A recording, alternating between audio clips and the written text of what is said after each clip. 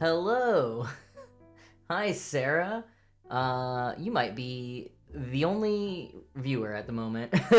So welcome. Happy time zone, Sarah. Um, Gonna be doing some stitching today. Oh, Tom is here too. Hello, hello, Tom. Sometimes when Twitch is like, you have 3 viewers, I'm like, how many of those are bots? Like my own bots or me watching myself? But I'm so glad that you're both here, Sarah and Tom, and maybe others will join us later, and maybe not. I didn't promote that I was doing it, and I've been inconsistent recently, so maybe at some point on stream tonight I'll promote that I'm here. We'll see about that. We will also see how my computer and OBS does. I'm trying to watch myself. I feel like the weird lag between video and audio last week is a little bit better. But I might even, let's see how bad it looks if I actually turn the resolution down a little on my face camera. I'm so small now. Oh, it's gonna mess up this. But I don't know. Hey, Tom, thanks for the resub. I thought you resubbed last week, but maybe I'm just so inconsistent that it was like last stream, but that was a month ago. In any case, thank you so much. And what are these dancing emotes? Are they like, they look like deer riding a fish in the... What? Dancing cats. Are they riding fish? Sarah, thank you also for resubbing. I very much appreciate that. I feel like my video is doing better at this resolution, but then it's kind of messed up on my overlay, so that's a little bit sad. But maybe we'll keep it here while we're on this screen. No fish. This is the thing with emotes. They are so tiny, which makes them very tough to design, but also tough to see sometimes. Like, I love seeing them in the chat, and sometimes when it's like, you know, different streamers emote, I'm like, what am I even looking at? It's so tiny. I like that you can at least hover over them to see what they're called, but yeah, they're very small. Well, Sarah and Tom, what are you doing tonight? How are your days going? What might you be working on or eating this evening? And Sarah, thank you for asking. I am still healthy, I think. No relapse into bronchitis. I only had a relapse in that because I went for a 5-mile hike in 32-degree raining weather. That'll do it. Let's see. I'm trying to think of any illness or injuries I've had. I have a lot of bug bites right now. That's the big thing. Lots of bug bites. Oh, I did lose my voice, actually. I must have lost it the couple of days before a week when I couldn't stream because I had rehearsal. But for the show that I'm doing right now, we had to do a recording. One of the acts of the 3-act play, the middle act, is just pre-recorded audio and an immersive experience for the audience. And so we went and recorded all of that in studio. And for one of my characters, I do kind of this like a bit of a gravelly voice. And usually I'm only doing that character for like 10 minutes. And I don't actually get like quite as gravelly. But for the scenes that we were recording, there's just different reasons that like I get a little bit more gravelly, and instead of 10 minutes, we were doing it for like 3 hours.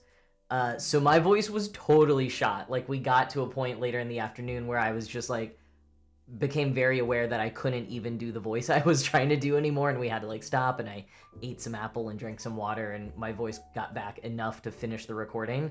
And then I went on complete vocal rest for like 48 hours. Which worked because both my partner and my boss were out of town, and part of that was a weekend, and I wasn't streaming because I had rehearsal instead, so I was able to just not talk to anyone for 48 hours, and then my voice was totally better.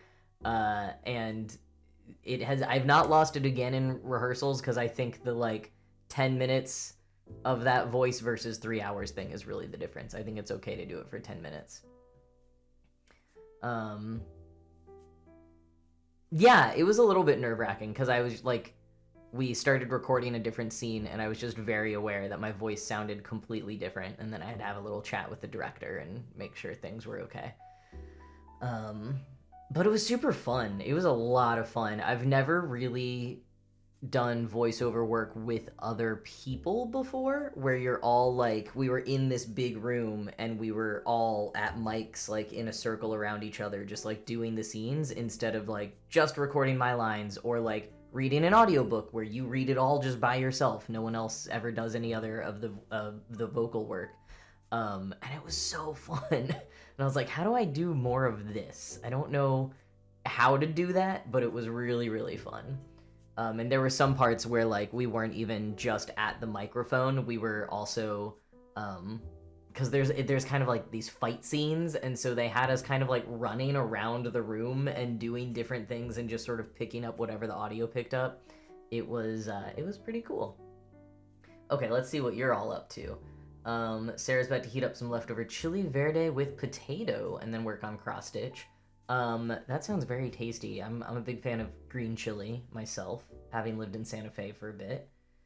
And Tom's battling sleep deprivation. Oh no, 2 nights of fireworks. And a cat who likes to demand breakfast at 3:30. Sounds like you might need some kind of like automatic cat feeder or something, because waking up at 3:30 every day is not sustainable. I know people with like human babies do that, but they only do it for a little bit of time. Even that's not forever. So that sounds tough. Hi Irish, welcome to the chat. But yeah, I hope you can start getting some more sleep with fireworks being hopefully over at this point. Yeah, I'm thinking about it now, and fireworks have not been an issue for my sleeping in the last few years. It used to be a real issue in New York. Because in New York City, people just go nuts, and not just for July 4th, but for many days before and after. Yeah, similar to Sarah, people are only supposed to set off fireworks between 8 a.m. and 10 p.m. on July 3rd and 4th. Definitely fireworks at 1, 2, 6 a.m. And the cannon level volume ones, yeah, that's rough. I mean, that's the thing, is like New York City, like, it's silly to be setting off fireworks anywhere because it is so dense. Like, I'm sure there are lots of fires that happen from it.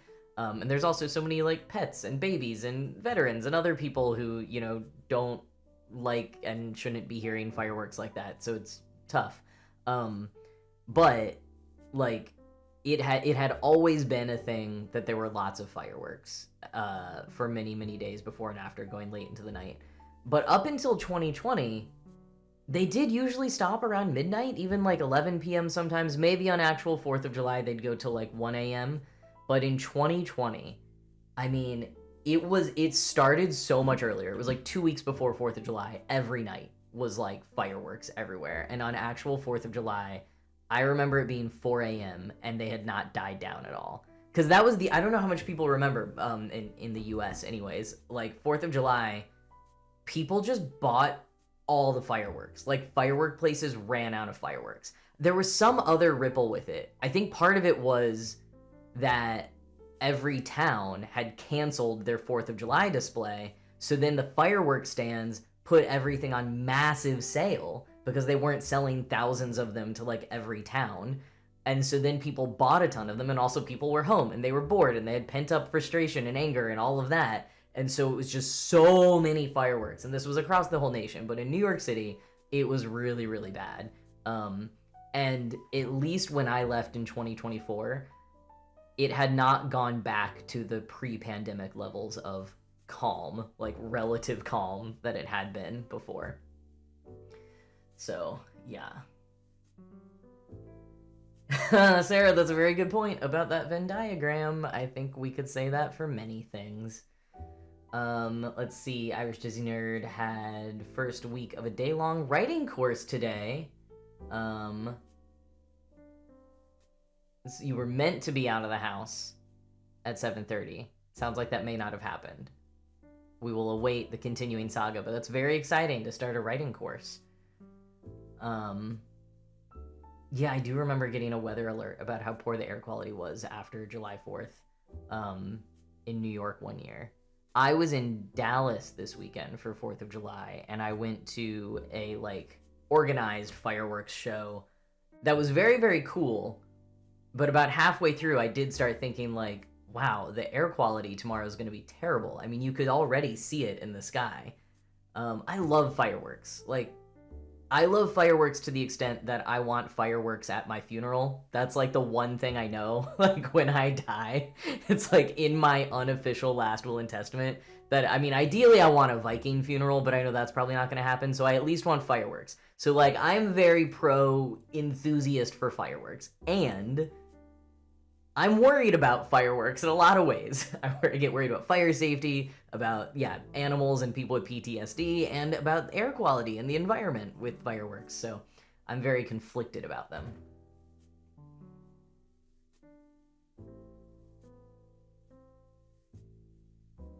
Oh, okay. Irish, sounds like you had a bit of an ordeal with your commute, but was the course at least good? How was the writing course?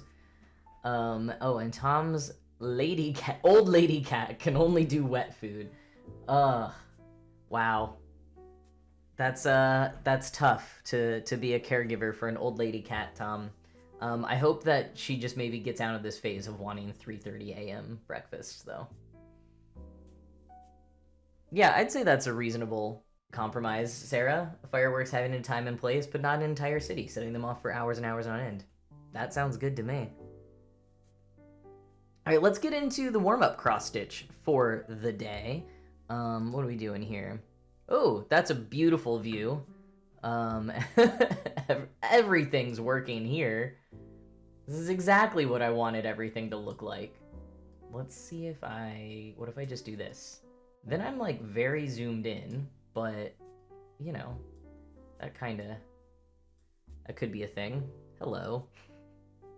It's just my head and the microphone. That's all you're getting.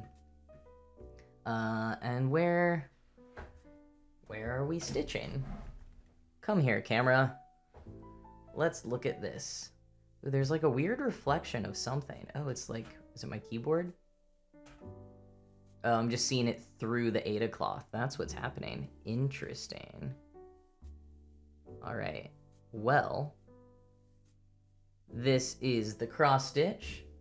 I think everyone here knows what's going on, but just in case, here's what we're doing for our little warm-up. And, oh, I forgot, we made the long spool row. So we've got, and now I have to make a decision. Right. So I accidentally made an extra long spool, and everyone voted last stream that I should keep it instead of frogging it and redoing it. See, it's 4 stitches tall instead of the regimental 3 stitches tall. And when I set the poll, I had meant I was going to keep the entire row 4-stitch tall spools, but turns out most people who voted for long spool thought that it was just going to be this one, and then the rest were going to be back to the 3-stitch height.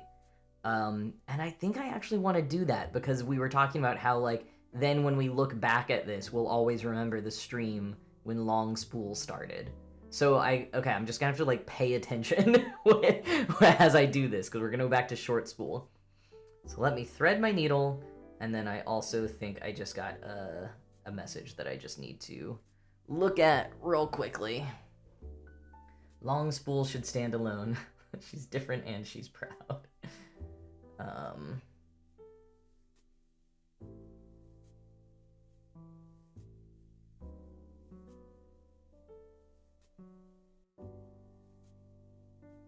Okay, cool. That is done. Let's make a short spool. I'm gonna start at the bottom, because I think I have less a chance of messing up. That's actually probably wrong. I'd probably have, well, whatever, here we are. Long spool is a bookend to our short spool friends. Also, hi Allison, welcome to the stream, welcome to the chat. Too cool for spool. There you go. I would say that should be like some kind of crafting like catchphrase or merch or something, but I think like by being a crafter, you are inherently not too cool for Spool, and in fact, you are a big fan of Spool.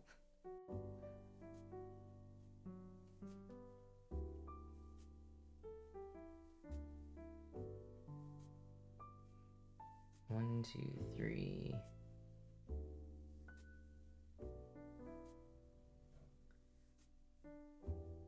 Stay in Spool, kids. There you go. Oh, and I'm just seeing, got an update on Irish's writing course. Sounds like just a bit of an introduction today. I feel like first day of classes are always like that. It's like you introduce yourselves, you talk about what you're gonna do in the class, and then you don't do too much else. So yeah, maybe tomorrow will be more exciting, and that's awesome that you'll get to share your writing. I think that's one of the most valuable things in a writing group, is to be able to share what you're working on and get feedback from other people, because that's how we become better artists and better people sometimes, is by knowing how to engage with feedback in a productive, healthy way. Of course, the internet does not train us to do that. The internet can make you really hate receiving feedback, but in organized settings, it can be very, very good for you, and I would say is quite necessary most of the time. Practicing giving it in a kind but helpful way, absolutely. I think that is like half of the skill of feedback, is knowing how to give it in a helpful way as well as receive it in a helpful way.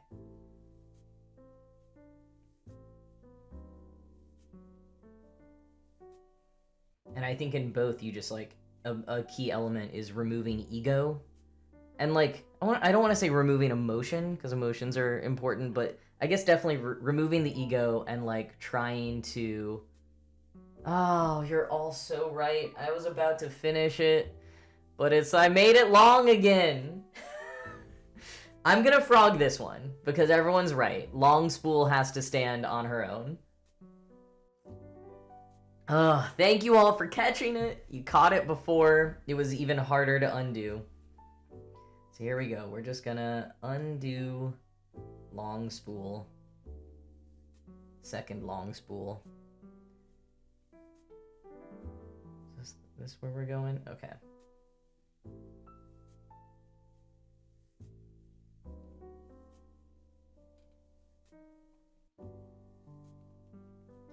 Yeah, thank you all for your support. I guess this theoretically is why I also always have the pattern up for designs with patterns. So you can all correct me if I do something wrong. See, that was helpful feedback. I needed that. I needed you all to be like, wait.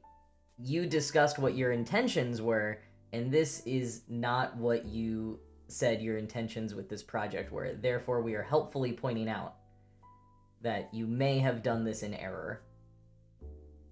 I suppose that's a really good part of feedback, is like knowing what the intentions are of the person that you're giving feedback to. And sometimes you don't know, so sometimes you have to ask and be like, okay, what were you trying to do with this? What are you hoping to achieve? And then once you know that, instead of being like, well, I didn't like this, or I think this is how it should be done, instead you can be like, well, if you're wanting to do this, I think that this strategy could be helpful. Okay, so we're gonna start here, and we're gonna come down.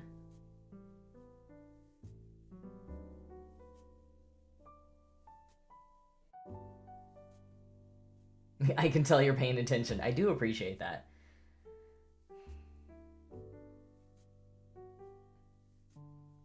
Yeah, there are so many things that could make the internet a better place, but I think people having a better idea about how to talk to each other and how to give and receive feedback, or just have any level of critical thinking skills or compassion, that would be great.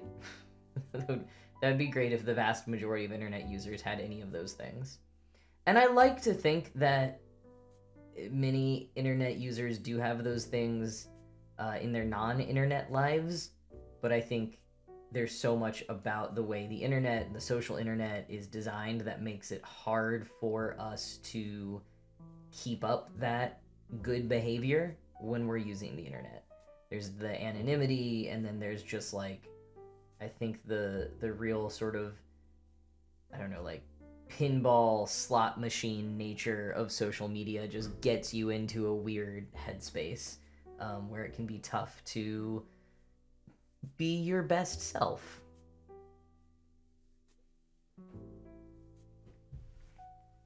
All right, short spool achieved.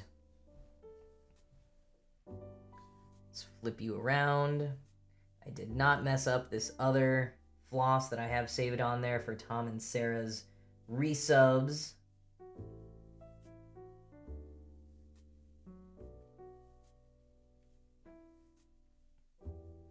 And, oh, no, I did bring them in here. Phew.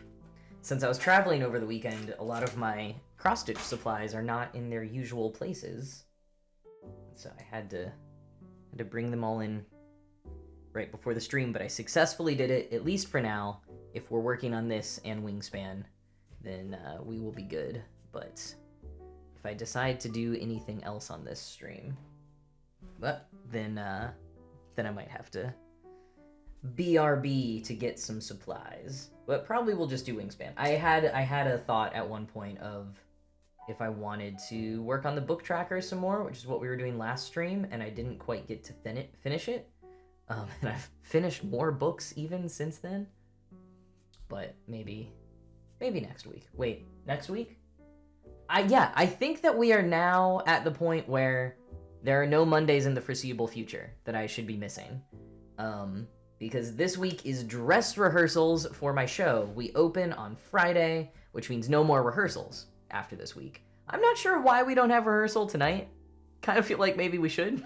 We have an invited dress tomorrow, and we had like the holiday weekend off. But I'm here and I'm happy about it. And yeah, no more Monday rehearsals.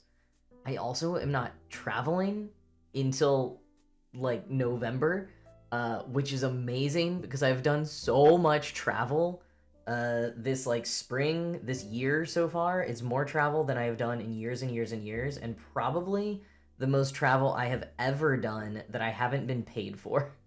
Because none of it was work travel. I used to travel so much for work, and that would get really exhausting, but at least I was being paid for it. And this was all me paying for travel, and lots of it was very fun, but it was also exhausting, and I'm doing so many other things, and I'm about to move, and so I'm just extremely excited when it hit me yesterday that I do not have any other travel currently planned until November. Might have like an overnight or two, but no other travel, and I'm so excited about that. And that also means that I can be streaming on Mondays and have a little bit more time to do some of the like work on this channel that I want to do, you know, like sub badges and emotes and just a little bit of like world building branding stuff that I've had ideas for. And also, like, maybe more streams and longer streams. All of this will be after I move in August, by the way, and, like, when the show closes. But I'm excited for all of it. Yeah, I feel like this move is going to be really good for content productivity. And just, like, creative idea execution. I'm hoping, anyways. But the main takeaway is that I'm here on Mondays for the foreseeable future. No more of this every other, once a month, whatever kind of thing. And also, I would keep thinking, like, maybe I'll do a packing live stream at some point. You can all bring your crafts as usual, but I might, like, pack up my office while streaming. Because why not? It's a thing that needs to happen. Maybe I'll have an unpacking and setting up live stream.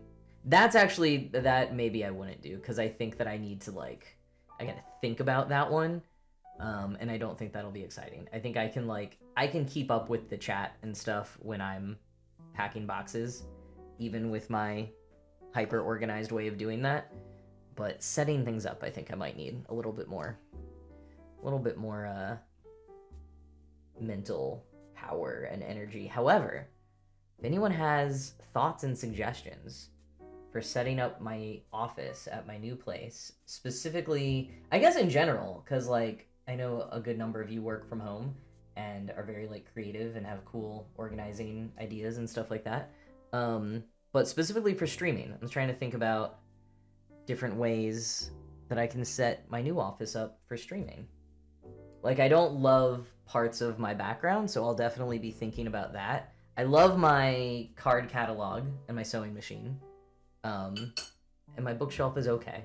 But, like, this stuff, I don't love being in the background. So, I don't know. Like, stuff like that. But I'd love any thoughts. And it doesn't necessarily have to be, like, critique on what my background looks like right now. But if you are a streamer yourself, or if you've seen other streamers, that you're like, oh, they have this one cool thing, and I always appreciate that. I don't know. Like, any ideas that you might have, I'd love to hear. Sarah, I just saw your very nice little note, that you care about me and the small community so much you paused listening your audiobook to be here. Well, what audiobook are you listening to? As I think you know, I have been so into audiobooks recently, so I totally understand how big a deal that is, and I really, really appreciate you for that. I forgot to give a heads up about ads, so I'm just going to put that in the chat real quick. Okay, we all have to remind Irish in an hour to go to bed. Yeah. Definitely important to get some sleep. I very much appreciate you being here. But yeah, you got a big week with your writing course. You need to get to bed. Having another presence keeps me on track more than when I'm alone. Yeah, I've gotten really into the body doubling from Stitch lately. Or Stitch. From Twitch. To me, it's Stitch Streams. As the whole website is just Stitch. It's not Twitch. But yeah, I like, when I'm doing my day job, I almost always have a Twitch stream going. Every now and then I'll put on like sports or something. Today I had the World Cup game going. Saw Cristiano Ronaldo's last game. I mean, last World Cup game, whatever. I don't follow soccer enough to know if it's actually his last game. Sarah asks, have I completed any projects I haven't given as gifts? I don't think so. Yeah, I'm just continuing to work on some really ambitious long-term projects and gifts. Oh, I guess I did one, sort of. Half an hour makes more sense because that's midnight Irish. Yes, we can do that. I'm trying to think. I think I won't show a picture because I don't know if I quite have permission to. But my partner is a crafter and made a couple of crafts that I crocheted a couple of things that I then did like some embroidery on, which I don't actually know how to embroider, so I just looked up a couple of tips on how to do that. I also just noticed that I've got a little weird thing going on there. I'm just gonna fix that.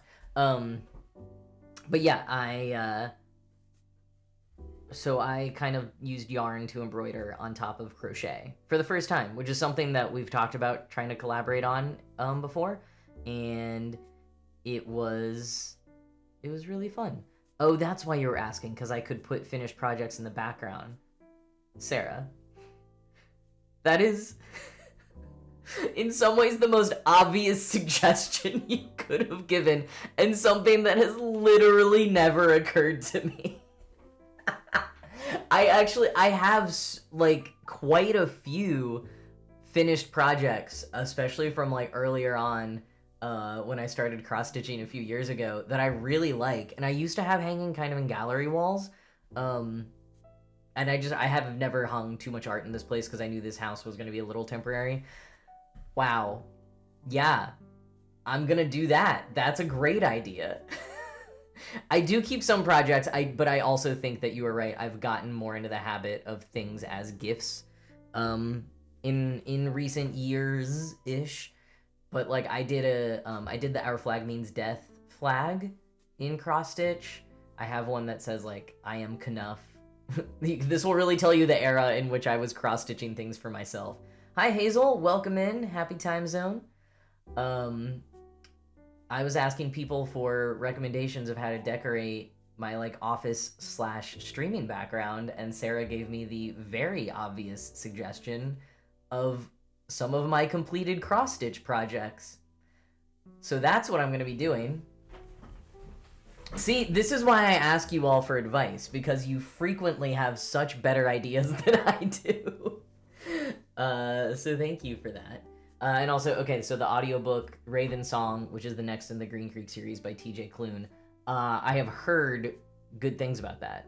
And I am now even more touched and impressed that you paused your audiobook to be here for this stream. So I really appreciate that, as well as your amazing decoration suggestion. I still haven't read anything by TJ Klune. I have had friends telling me to for years. I need to get on that. Or maybe I'll listen to the audiobook, now that I kind of do audiobooks. Although I just started like a 20-hour audiobook, and then the day after I started it, an audiobook that I was on the waitlist for came up, and so I'm gonna have to evaluate my strategy on that. You know what? I think that I thought the book that you're listening to, Sarah, was the sequel to The House in the Cerulean Sea. I didn't realize that there were multiple series. Okay. Even more that I have to read or listen to now. Okay, we did have a couple of resubs, so let's get those stitches in. Hazel, I hope the work emergency is okay. That sounds a little serious. Are you still in New York, or were you just saying like you just made it back? Also, that could be a private thing that you do not need to share that information. But let us know if you're all right, because the word emergency, even for work, is always a little like, It's completely unrelated. Okay, cool. So there are multiple series by TJ Klune that I need to get on.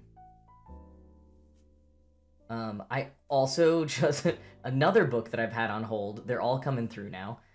This was like just a physical copy at my local library. But is it All of Us Saints? Actually, I'm gonna have to look at the library app. It's the hot new trans book. You know, every now and then we get a new novel by a trans author. I feel like we've talked about this before. Tom, I especially want your input on this, but I feel like yes, exactly. The hot new trans book. I feel like maybe 5 years ago, when we got this sort of big burst in trans authors finally having novels that are largely breaking through the mainstream, or at least a little bit, most of the trans guys and like trans masculine writers were really focused in YA, and then the trans women were like literary adult fiction. Or at least just like very more mainstream kind of adult fiction. That really seems to track. I know there's a couple of outliers, but I would like, that has been my perspective of what happened, and I'm not entirely sure why. But this is one of the trans women books. In terms of the author. Oh, I'm in the wrong library app. Let me open the other one. Yes, All Us Saints. That was the correct... Oh no, don't cancel my hold. I want to pick it up. So this is All Us Saints by Catherine Packard Burke. I barely remember what it's about, but every trans woman author I follow was like, you gotta read this book, so I requested it at the library, and now it's ready. Okay, Tom says that's accurate. Yeah. Any theories why? I have no theories. Maybe this is something we shouldn't even try to theorize, because we'll get into stereotypes in one way or another. Yeah, library books, all your holds coming in at the same time. What is a guy to do? Oh, Hazel, your work emergency was 2 weekends ago, so it's all good.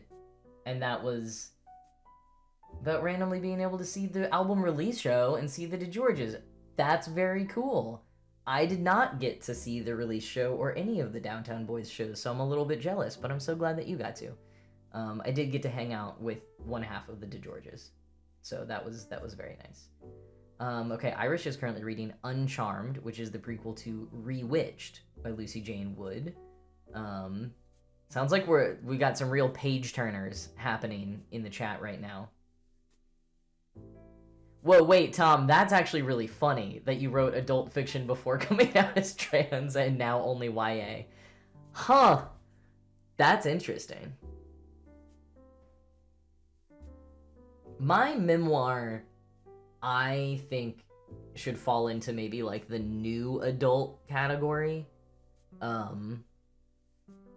Like, I think it's perfectly fine adult fiction, and I would say it's generally appropriate for high schoolers, but I get lumped into YA a lot for like events and like I do a lot of high school visits for my book, and I'm often like, I don't know that all this is appropriate like for ninth graders and stuff. So that's an interesting to think about thing, actually. Like, I know my writing style is definitely like, it's not literary fiction, so I understand that like reading level wise my book can totally be YA, and like a lot of it takes place in high school and college. But now I am wondering if there's a little bit of the, trans men can be infantilized sometimes. And so, like, I know most of us are choosing to write in the categories we are writing in, but is there also, like, a little bit of a marketing thing there? I wonder. The stereotype that men are not as mature as women. You know what? I actually like that take better, Sarah. I like the stereotype of men not being as mature as women much better than the trans men being infantilized. Because that actually just feels gender affirming, where the other one is really frustrating. Thank you, Tom, for saying that my memoir would fall in the new adult category. I'm a fan of new adult. I think I still mostly read adult nonfiction, really. But yeah, I like when new adult started being a thing people were describing. I was like, oh, that's good. Like college or 20s age characters. I'm into that. Speaking of Tom and Sarah, hi, thank you for being in the chat today, and thank you so much for resubscribing.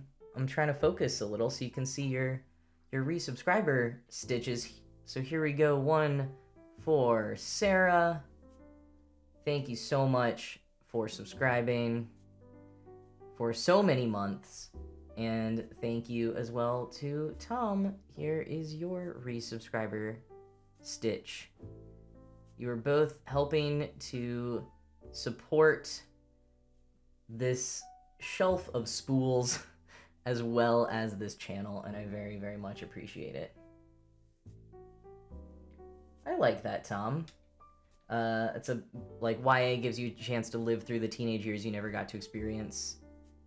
I definitely, like, noodled around with a lot of kind of YA writing when I was in the process of coming out, so I, like, deeply feel that and resonate with that. I think I just am not, at the end of the day, really a fiction writer. Like, I think I could get over some imposter syndrome and work really hard to do it if writing were my only job.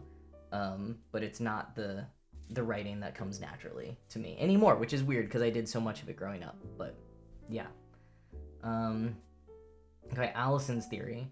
Are there elements of authors trying to reclaim or rewrite a childhood they didn't grow up with? Authors writing adult fiction, creating a future they'd like to see.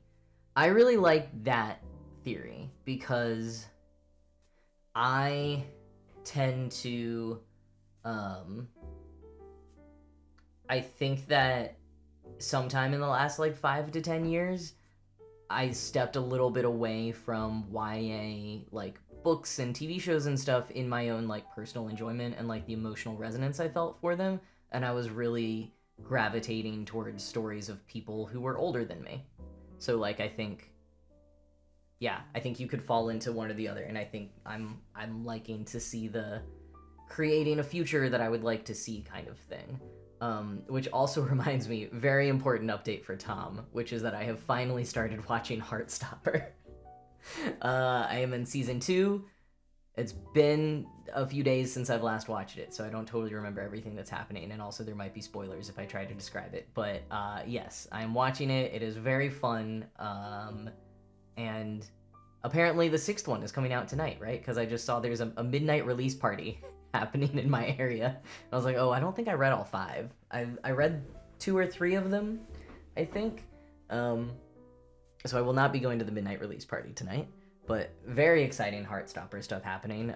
Yeah, I'm trying to watch all the seasons before the movie comes out, which maybe is very soon, so maybe I'll be late to that. I'm also probably going to be late to watching the movie, because that's how I do everything, is I'm late.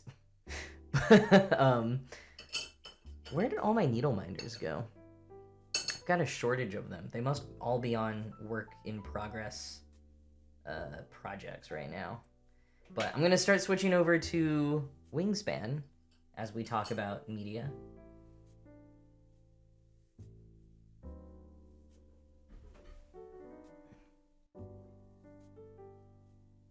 Movie comes out on the 17th.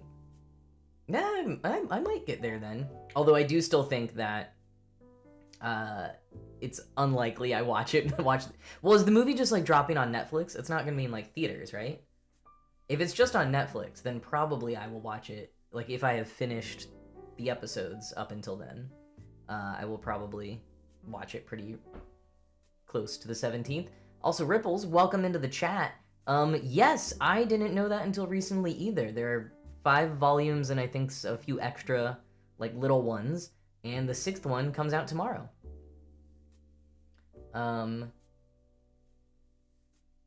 So, Tom or someone else might be able to answer your question a lot better, Sarah, but given that it's, like, youngish high schoolers, I'm gonna say probably not too many of the sexy scenes. There's definitely, like, kissing, and, like, so far, almost to the point of making out, but nothing super heavy.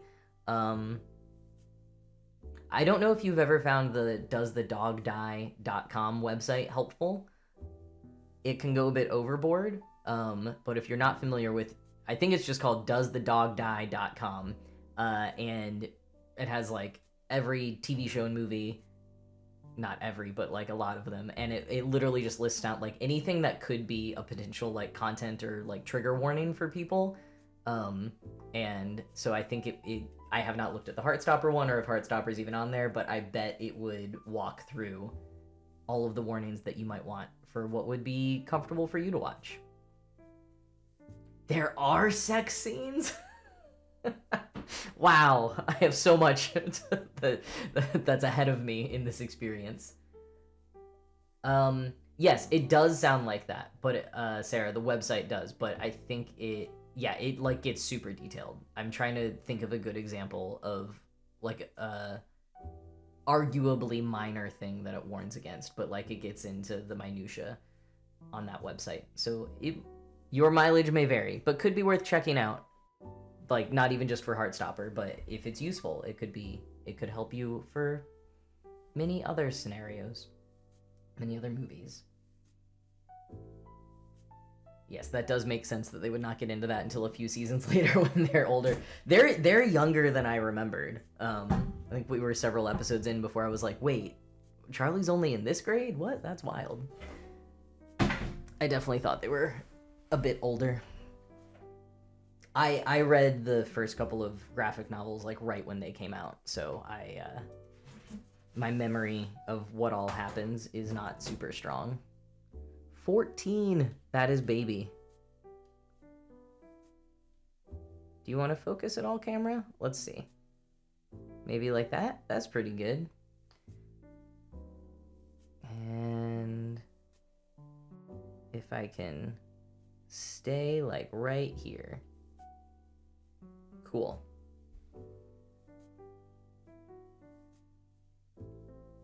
Oh, that's so annoying. When someone like doesn't want to spoil, but you're explicitly asking for a content warning. Yeah, that's rough. Okay, I'm gonna introduce this Wingspan project. I think most people here know about it, but it's also been a little bit since I've worked on it. Oh, I'm gonna have to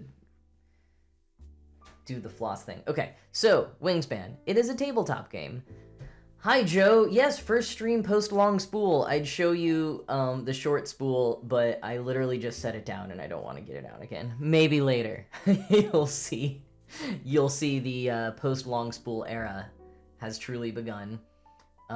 Sarah's working on a European bee eater design by Amity Phillips. Okay, part of me is like, maybe you told us about this before. The other part of me is intrigued. I mean, both parts of me are intrigued, but I'm enjoying bees as a motif lately, and bees as creatures who are handy in gardens. Yes, these are food holders. Okay, so Wingspan is a tabletop game that comes with many, many pieces. It is a game about birds and collecting-ish birds. And so I have been making a few different kinds of organizers because the game itself just comes with like little plastic things, or in some case nothing, and little plastic bags. Lots of people will like design and 3D print different containers for them, and you can like buy ones on Etsy and places like that. But I decided to make my own.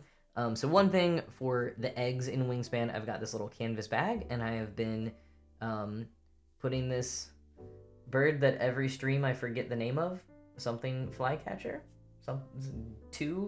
double something. This I did not design myself. This is by a creator, Sarithra, Sirithre. You can go to their website if you are interested in this or other designs. We learned not to work on this on stream because it is very small stitches that I am stitching in hand so that I don't have to open and resew this bag, and it's just very difficult to do without looking at it this close, and that's just boring on stream. And also I've messed up a lot of it, and so I'm just kind of winging it, haha, at this point, and so it's not very fun to do on stream for me. So instead we're working on these. I've got a few more completed ones. So these are for the food tokens in the game, and I just like kind of used floss cross, which is sort of like painting, pixel painting sort of, to design these based on the food tokens. We've got wheat and cherries and fish, and the nectar one is in the box somewhere, and all I have left is worms and rat, so we are working on worms today. And I'm just using plastic canvas, and 6 strands of floss, but I have, it's not all the same color. I'm trying to get it a little bit to focus like that so you can see. Yeah, I'm using 3 different colors of brown to give it a little bit more of a nest effect, like it's a lot of different twigs and sticks. And I'm doing this kind of thing on the side just to have less to stitch, frankly. And then on the inside, it looks a little bit, it looks like that. Yeah. So that's what we're doing. Oh, and I also made 2 different sizes so they can like stack when you store them in the box.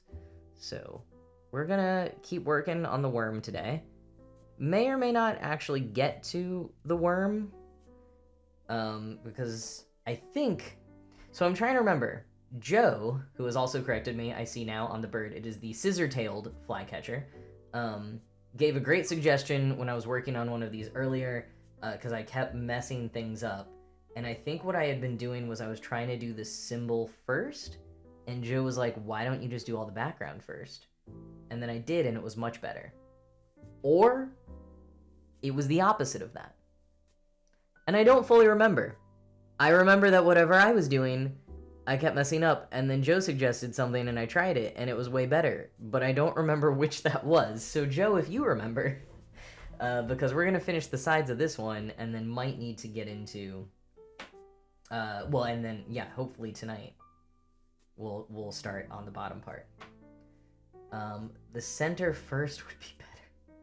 Yeah, no, I think that is right. I did the center, doing the design first. Well, that's more exciting for the stream anyways, so let's do that. But first, we have to do the sides. Whoa, Hazel has solid metal eggs for Wingspan? That's hardcore.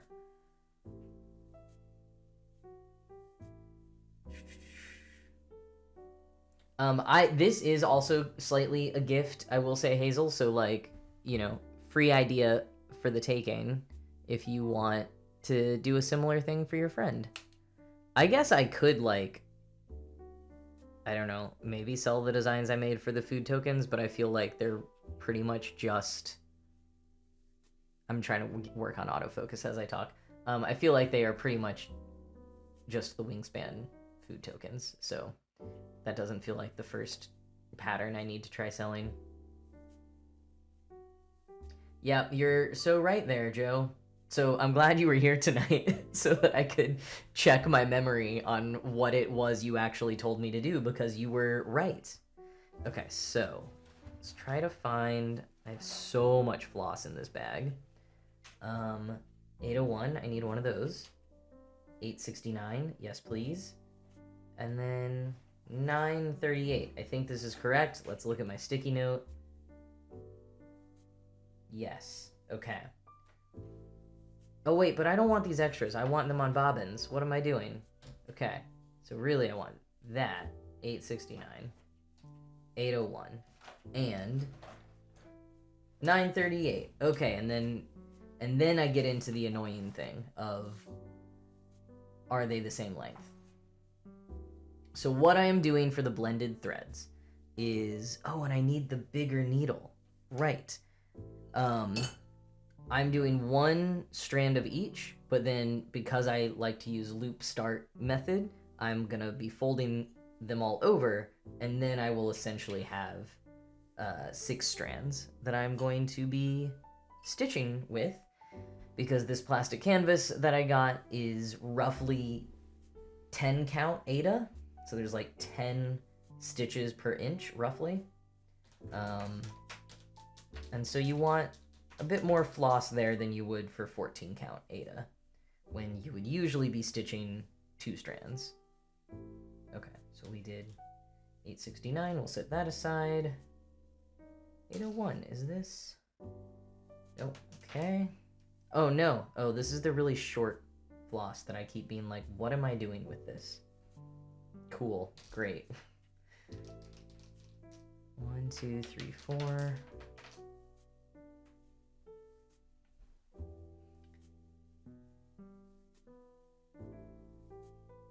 Hazel, is it a happier brain clicking sound when the eggs are metal versus the, I guess they're like wood in the original box?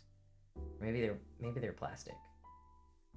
I'm a big fan of the eggs in this game. They're just like, yeah, in terms of like happy brain feels, in so many ways, the eggs in this game are.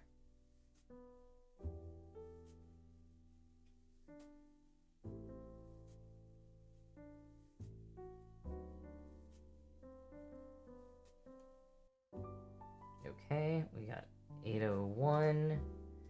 Now, let's put these up here so you can see what I'm doing. I did learn one new hack when I was posing as an embroidery person and had to look some things up, and so I'm going to share that in a minute. 1, 2, 3, 4, 5. Okay.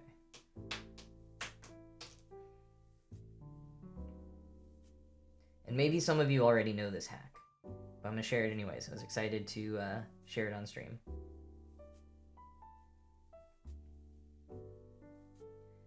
So because I am using more floss, more strands of floss than I usually would, I have what I would call a bigger needle, but in terms of sizing, it might actually be smaller. Let's look at that. So most of the needles, when I'm just doing anything from like 14 to 18 count Aida, I have been using 24, which is like roughly what's recommended for your standard like 14 count, I believe. But on this 10 count and with more floss, I've been using 22. I think I even tried to get 20 and they just didn't have it. And the difference is that, let's see if I can like beauty vlogger it.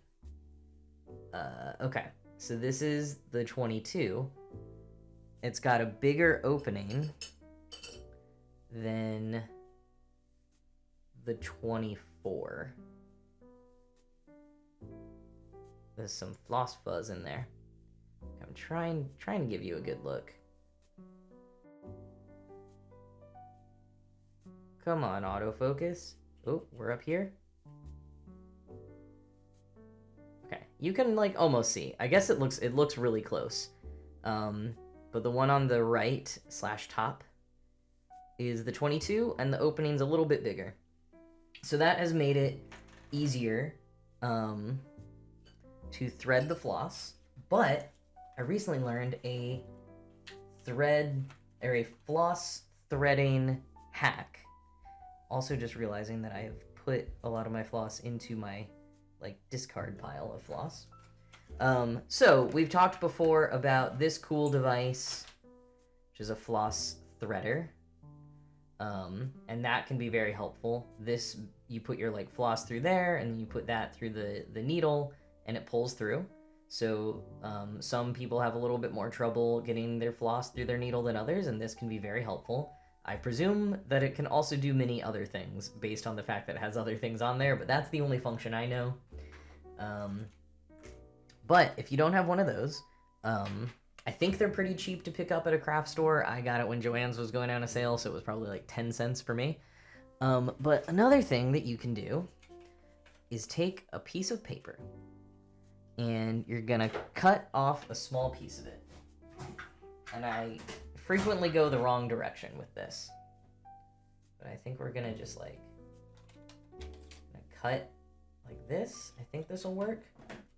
So I've cut a little piece of paper. I need to prepare my floss now. So get these 3 blended pieces together. No, one of them is significantly shorter than the others, which means I'm going to have to waste a lot of floss. That's frustrating. That is a lot. Wow, okay. Well, here we are.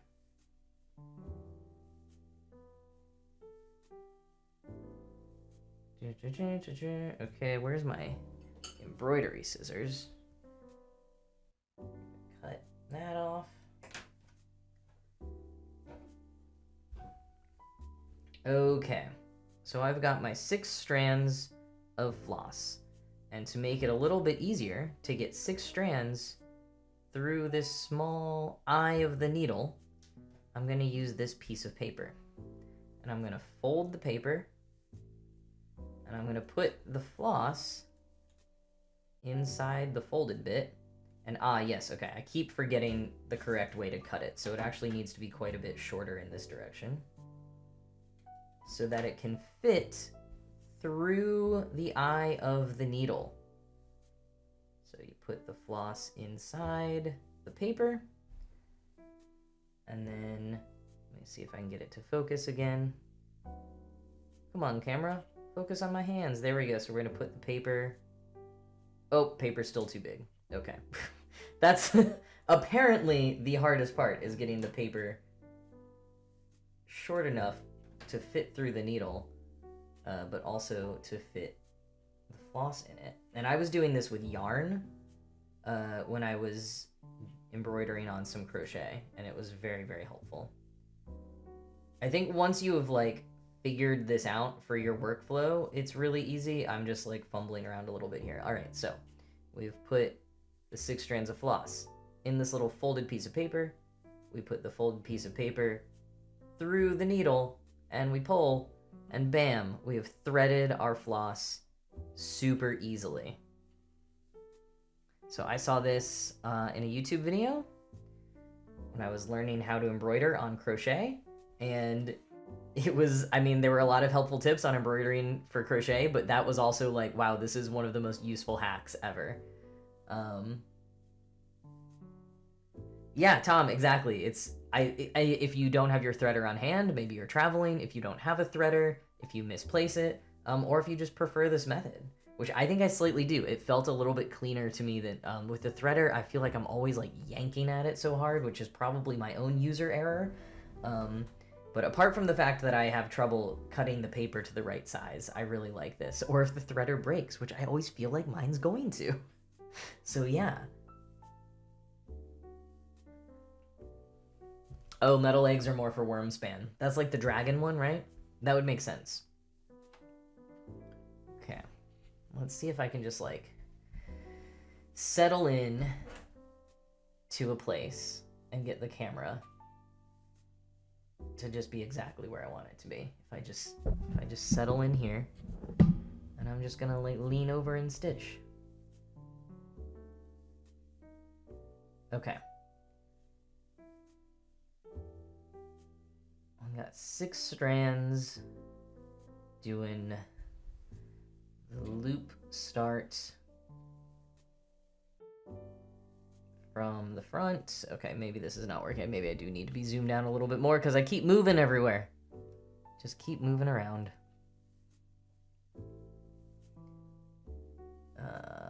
Okay. All right, just clean up the loop start by going back again. That sort of worked. Come on, camera.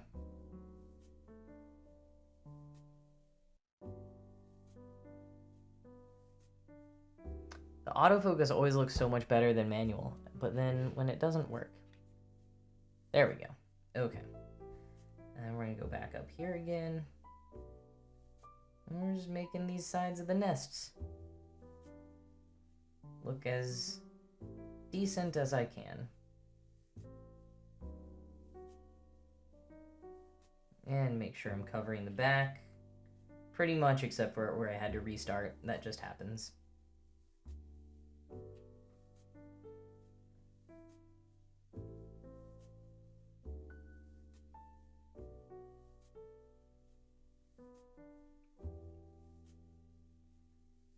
So doing this little diagonal pattern that I am, the key of getting coverage on both sides, if that is something that you want to do for whatever you're creating with your plastic canvas, is to keep starting from the same side. So right now I'm starting from the left, going down, and then I'm going all the way back to the left. Instead of starting from like right here, I'm like, oh, I'm up here, I'm just gonna go back this way. Nope, I'm going all the way back to the left so that I can go around again, so that you are fully going around each time and you're getting that coverage on the back of it, because I'm making a 3D structure instead of 2D like we usually do with cross-stitching. So even though I am frequently like your back of your cross-stitch project doesn't need to look neat and clean, it doesn't matter what it looks like, when you're making 3D things, it does matter a little bit, if you want it to. I would like mine to look kind of neat and like it is fully covered in floss for my 3D structure here.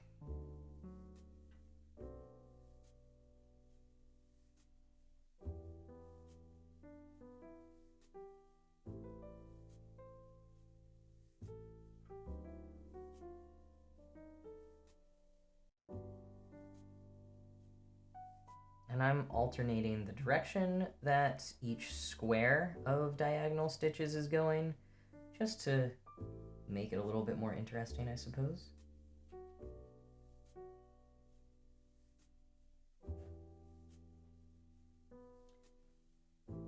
One of the only annoying things about this is that the floss runs through so quick. And it's annoying making the blended floss. So yeah, that's part of why I'm still working on these Wingspan organizers that I started in like almost November, I think. Because the way I decided to do this blended floss, or just the fact that I decided to do like blended thread at all, makes it take a while. It's just the frequency with which I have to put new floss on a needle. And even now, like, is this gonna run out before I can finish this square? That's gonna be kind of frustrating. And part of this is because one of the colors... Oh, and now... Oh, some of them came off the needle. One of the colors is just, like, way too short. And I'm not sure how or why that happened. And because I'm using some of the colors for other parts of this project, they have not all kept, like...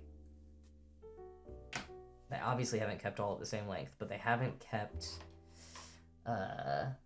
like, I don't have, like, okay, 3 strands left of each one. I have, like, 4 left of one, and 1 left of another, and 5 of another. And I've been trying to keep them all at the same length, but it has just not successfully happened at any point.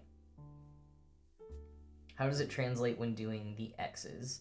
How does what translate? We do have an ad starting soon for folks who watch ads. I'm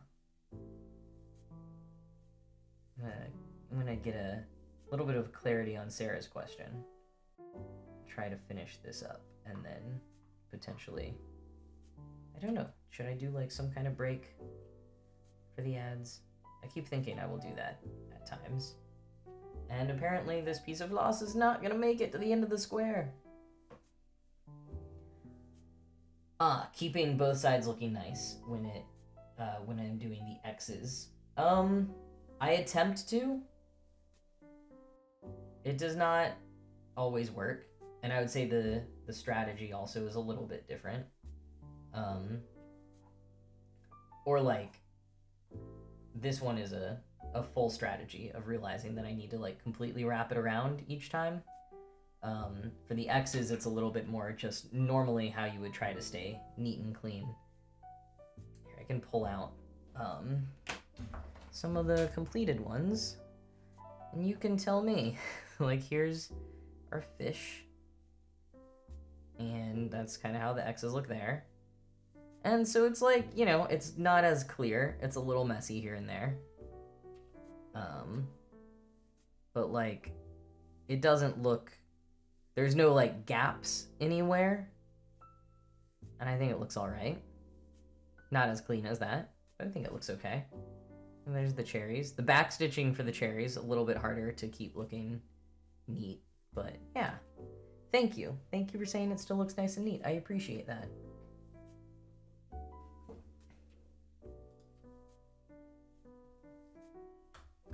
Yeah, like I think it's still worth it to do the blended floss because it looks awesome, but it is a lot of work. I feel like I just threaded that floss and now I have to do more. Alright, here we go.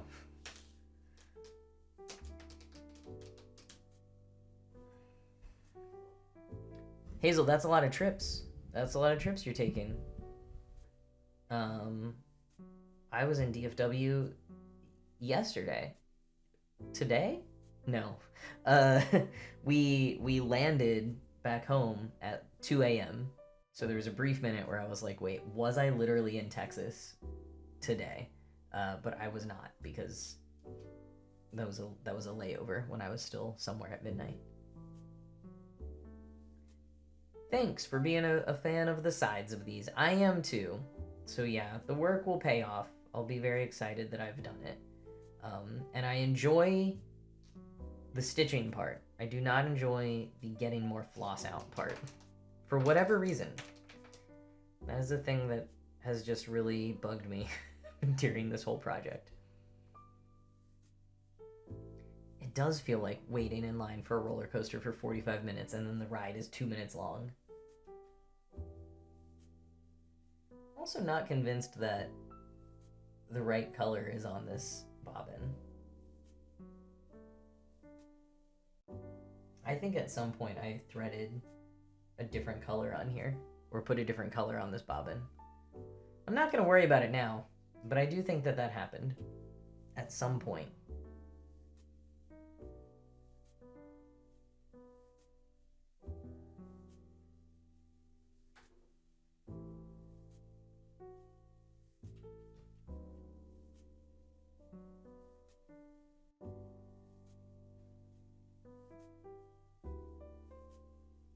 What is happening? Did I already get 3 pieces out? No. Maybe? Oh, I'm so lost.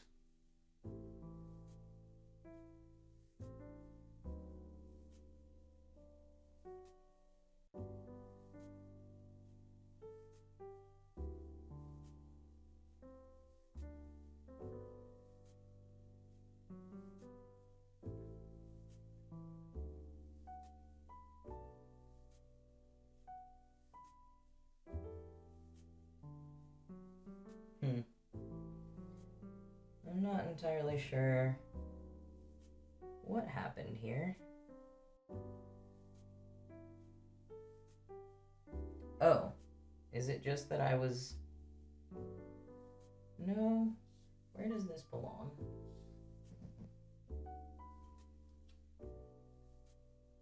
I somehow have an extra piece of floss and I don't know where it came from. Oh, Joe. Yeah. We're 15 minutes late to Irish's bedtime. Great catch. I've been in Floss World, and I missed it. Okay, these might not actually be the correct floss colors, but we're just gonna go with it. It's a bird's nest. It's meant to be messy. That's what I tell myself with every mistake on this project.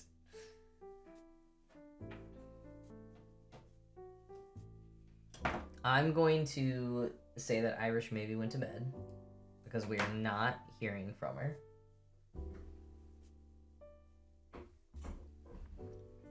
But we'll find out. And if we do hear from Irish, we'll be like, hey, go to bed. You're 16 minutes late to going to bed.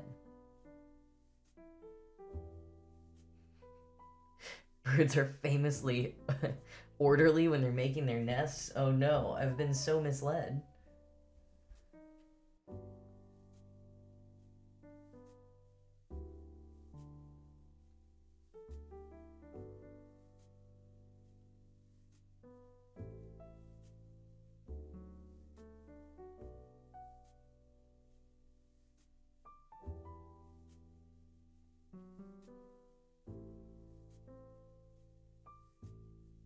Let's see. What do I want to do with this? I might just go over here. Oh.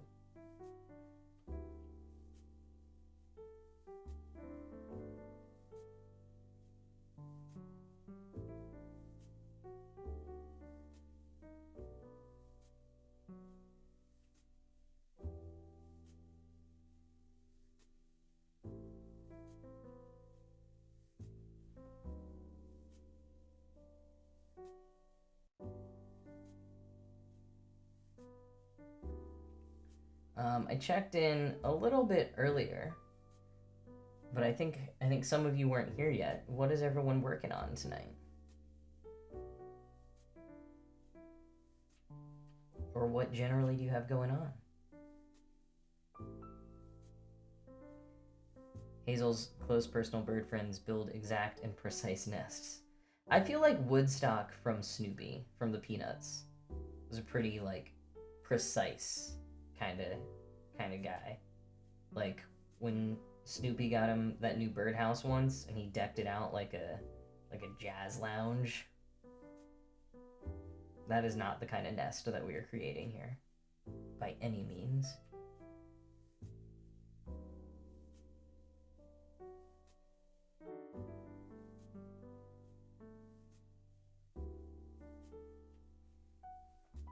Nice getting some cleaning done, Hazel, and for very exciting reason, too.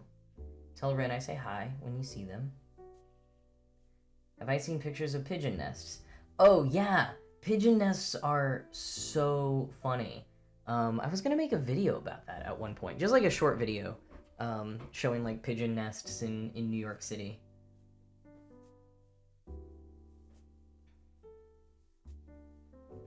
Whoa, Tom, that's ambitious. Please tell me you started these, like, more than today. Like, before today.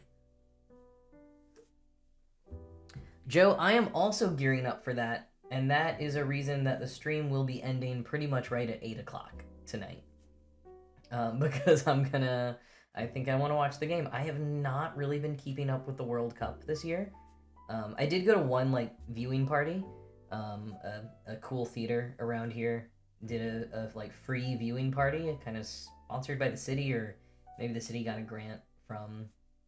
I know there were like grants going out to small towns to do viewing parties for the World Cup, so it might have been that. That was a lot of fun, and that was, I think, that was when we played Australia. It was the men's team, the U.S. men's team's first game. I did something wrong here.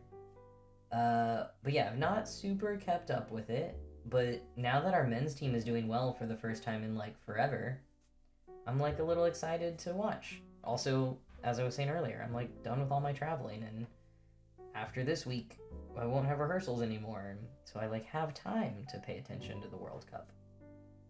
Relatively. I still have a lot going on.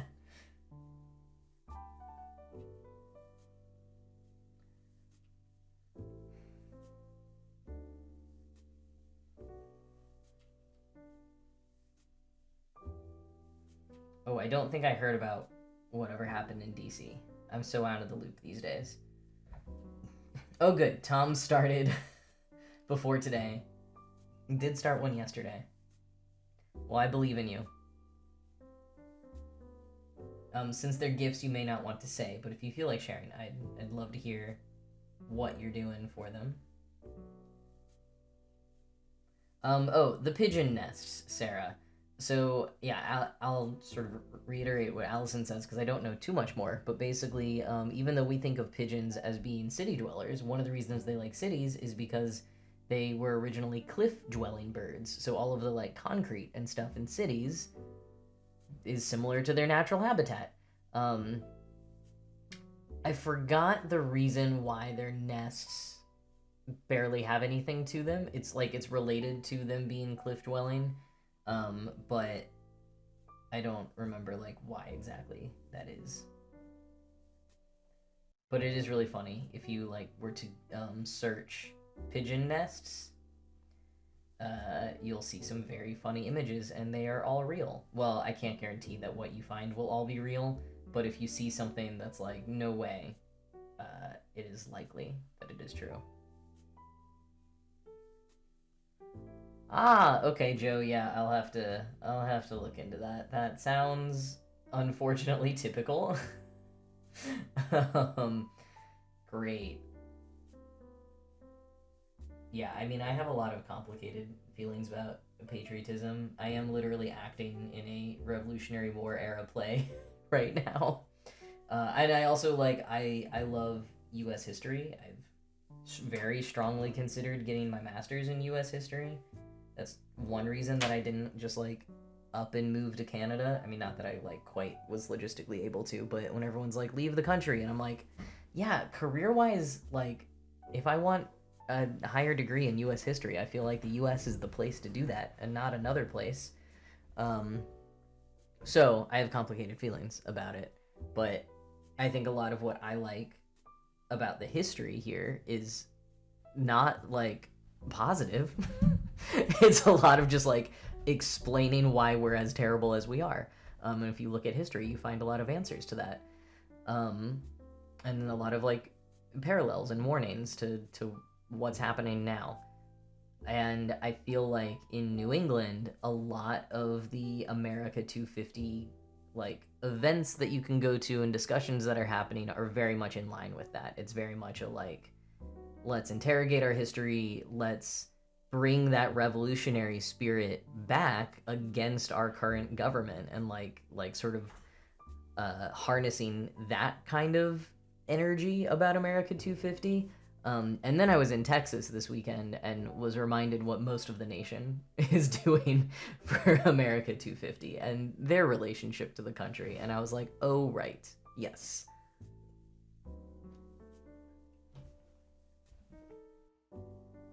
I gotta say, my use of the word interrogate there is something I picked up from Casper ter Kuile. He would frequently say that about, like, how the podcast that he co-founded,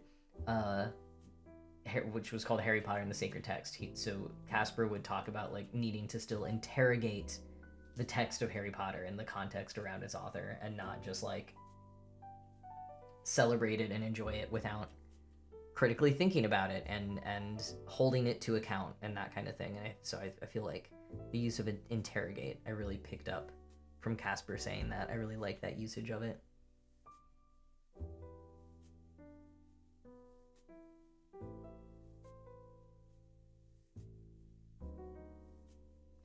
I don't think it's a stereotype to say that Texas is kind of special in its brand of patriotism. I think that's probably just accurate. I think people could maybe debate the accuracy of that, but I don't think it's a super stereotypical thing to say.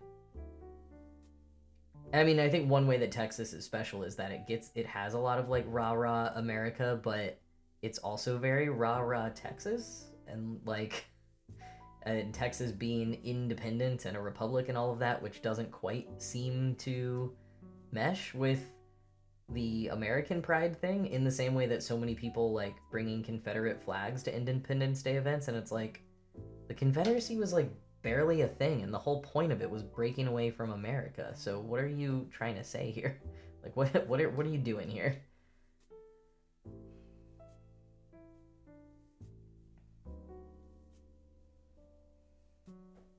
To understand is not to excuse. It's such an important point, and I'm glad that Casper and Vanessa, and also Matt and others on Harry Potter and the Sacred Text, just always really brought that up a lot. Because I think I am someone who, I really like having an explanation for things, but that does not mean it's an excuse. Like, I think I'm just very curious, and I want to understand why someone would do something that they would do that is so inexplicable to me. And sometimes people just hear that as like, oh, you're excusing it, or you're like trying to find excuses, and I'm like, I am very much not. But I am curious, because to me it just doesn't even sound like a possibility. I'm speaking very broadly and hypothetically, but yeah.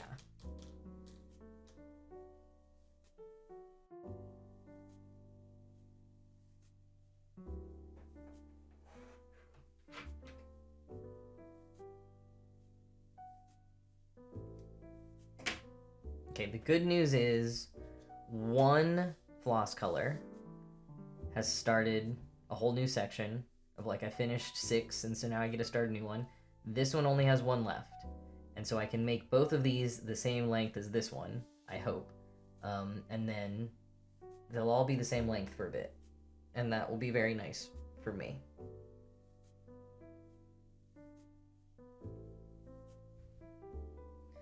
That is an excellent point, Sarah. That's exactly it. When you understand the why, you can better approach conversations with people who you may be best not even attempting a conversation with otherwise. Yeah, exactly.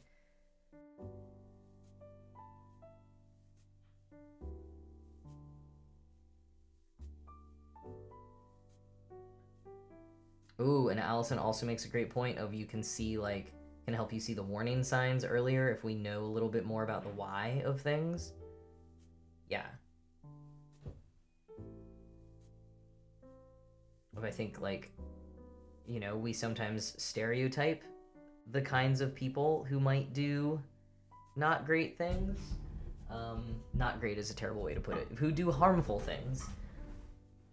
And we will have stereotypes about, like, what those people look like or how they act. And that is not helpful, because so often there is not, like, those stereotypes are not true, or there's not just one profile of that kind of person. And if we're only looking out for that kind of person, then we might miss harm being done by other people.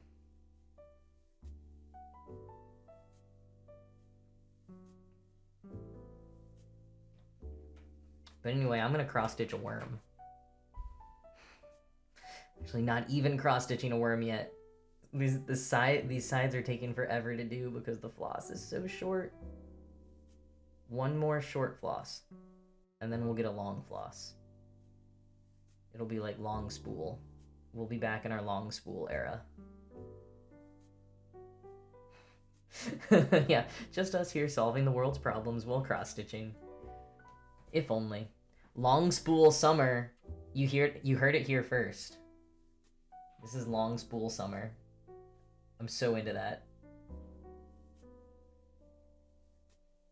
Tom, I might have to steal that for, like, the going live notification next week or something.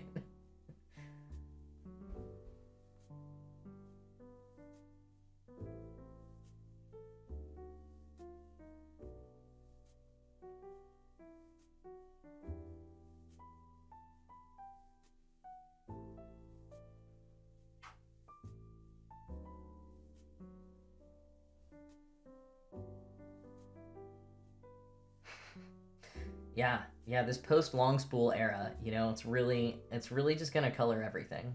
We're in a whole new, well, era, I suppose. Speaking of eras, that's another thing that I haven't super followed. I've had a, like, news push notification on my phone about the fact that Taylor Swift got married this weekend, and I'm curious enough that, like, I want to read the article, but I'm not curious enough to have really followed it prior.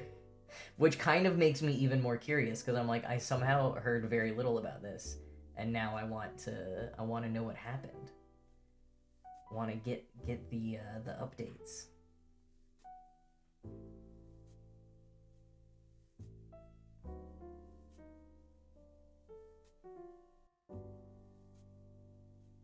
That's very impressive, Sarah. That was the extent of uh, your knowledge on it. I feel like I get like a decent amount of Taylor Swift in my algorithms when I actually look at any kind of social media feed or anything, which is rare these days.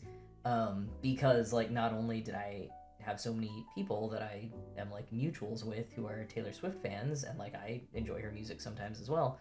But I also like watch football, uh, and so especially like when it was first public that she was with Travis Kelsey, and then like with the engagement, I did actually get served a lot of content around it because I sort of had both worlds going. Thanks, Joe. I do think there's a chance that these two squares, I only had two colors, but I was a little too tired to really check what was happening and to fix it if something was indeed happening.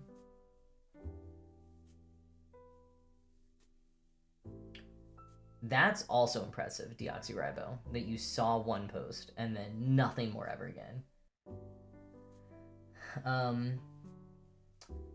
Yeah, shutting down New York to have it happen is kind of the only things I do know about it, Hazel, because I have friends who work in government, and so I was hearing some stuff. But I have not heard any of the more like pop culture updates. I have heard the civil servant updates and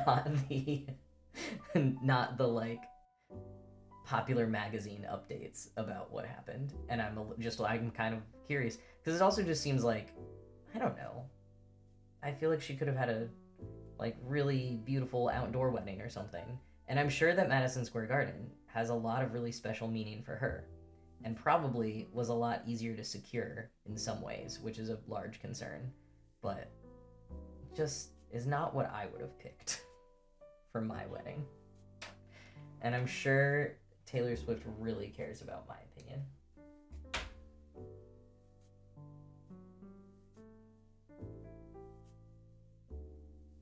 Yeah, Tom, that's like a little bit how I've been feeling, which is making me now want to go out and engage a little bit more. Why did I just leave this floss here? To get confused? Okay, fortunately I can tell what it is. Okay, so we have one more short floss, and then we are all in on long spool summer.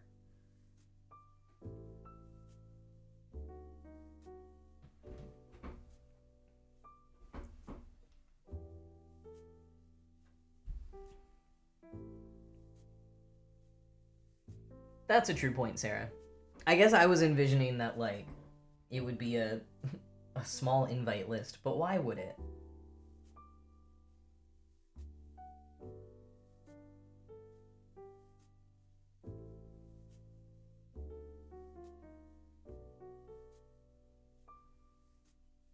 Well, I love that kind of positive inspiration, Hazel.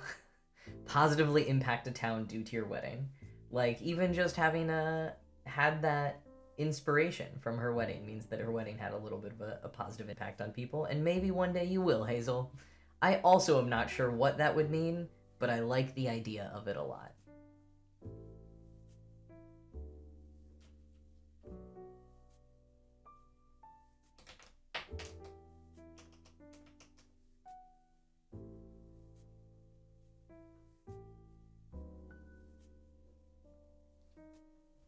Okay, done those two. Do this one.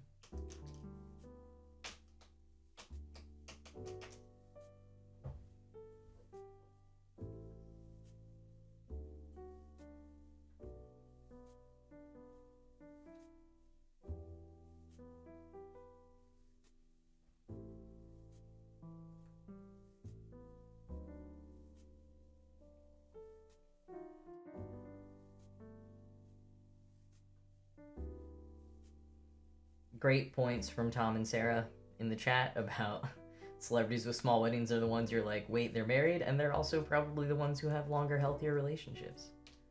Potentially.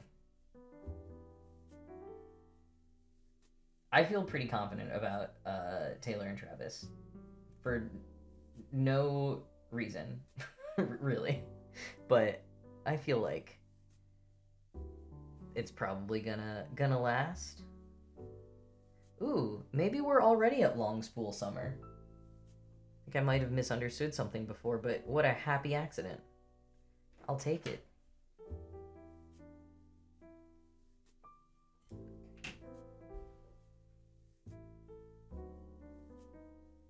Or did I mess something up?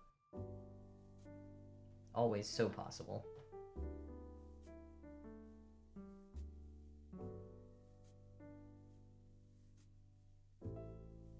Oh no.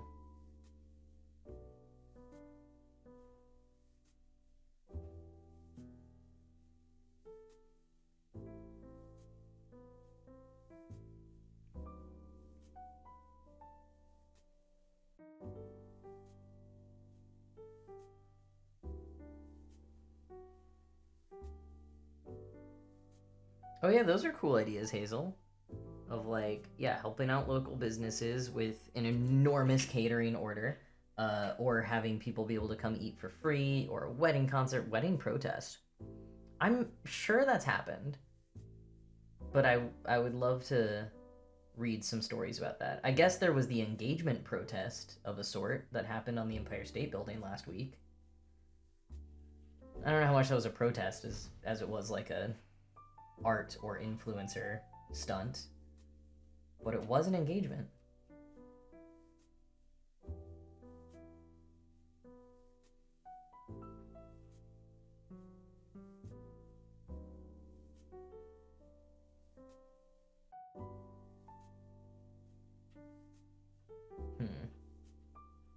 Not sure why this is being a little weird.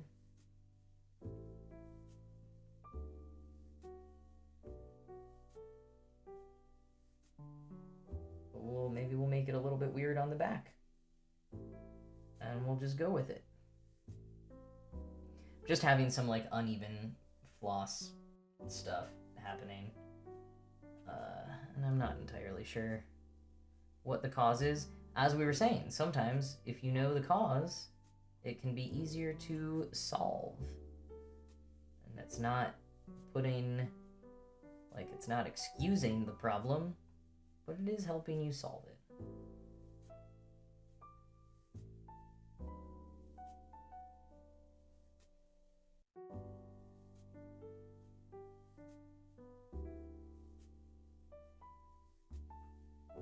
Oh my gosh, we're finishing a side.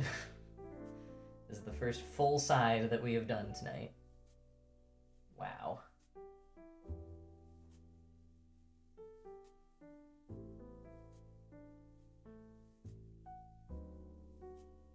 That's awesome, Allison. I feel like I heard a little bit about that, or maybe I heard about a different instance and she just has done that multiple times, which is great. I think there are a lot of things we can critique her for, and also a lot of things that she does pretty awesomely at.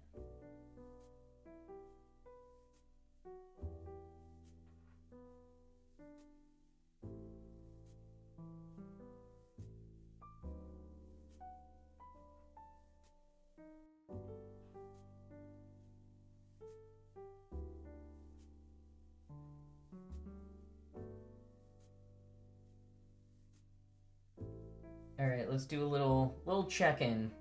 What's a progress update for everyone's projects? Got the bee pattern. We got the gift stitches. Gift stitches.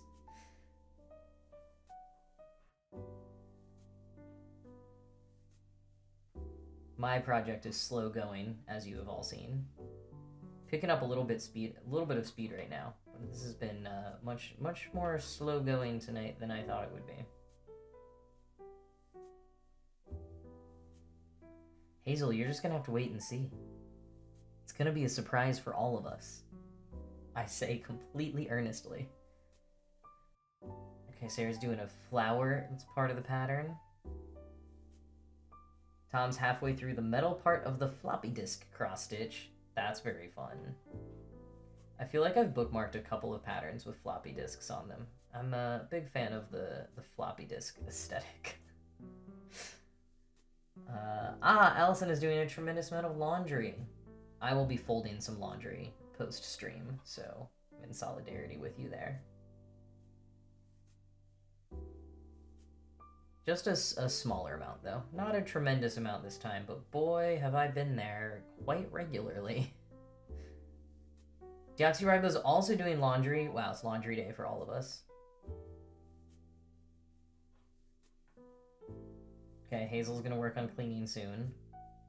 Good luck with your cleaning. Car cleaning can always be quite an ordeal sometimes. I hope it's not an ordeal for you. I hope it's totally chill and fast. I need to wash my car, like the outside of my car. Oh, Tom. I did not have an in-unit washer dryer for, I don't know, like 16 years or so. So I feel you on that. It is amazing to have it now. And I think our next place has like a newer, or not I think, I know, our next washer and dryer at the like next place we're renting is a lot newer than our very old models right now. But boy, even an old model, it's just, it is an utter game changer to have one in unit. It really does like change your mindset on like what clothes you wear. So you're like, oh, I wanted to wear this later in the week, but it's like, oh, I could just wash it and wear it later in the week and just wash it. Although I'm not like constantly doing laundry, so I don't think that, I don't use that mindset all of the time. I did when I like first got an in-unit washer and dryer. Boy, I'm really struggling. Oh, I should use my trick again. Let's use the paper again.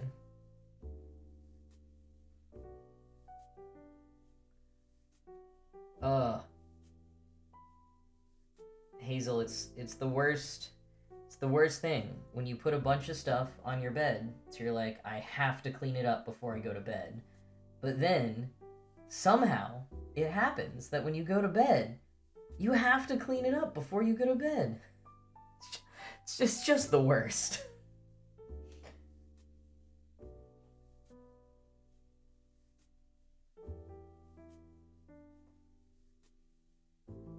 Ooh, Sarah, you had to bike several blocks to do laundry. Yeah, I guess I will say for about 10 of the years that I didn't have in-unit, I lived first literally across the street, like could have been my front yard, and then just around the corner from a laundromat. So it was still like an ordeal, but not nearly as bad as it is for so many people. So I was pretty lucky.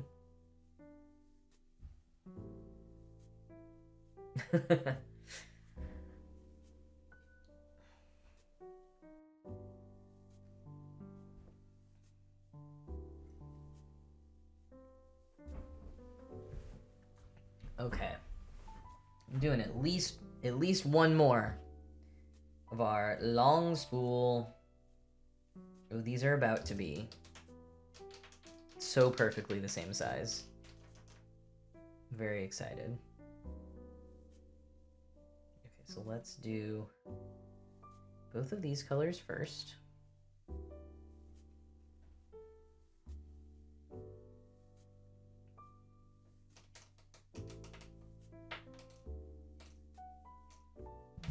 Oh, right. Oh, I just did the opposite of what I said I should be doing.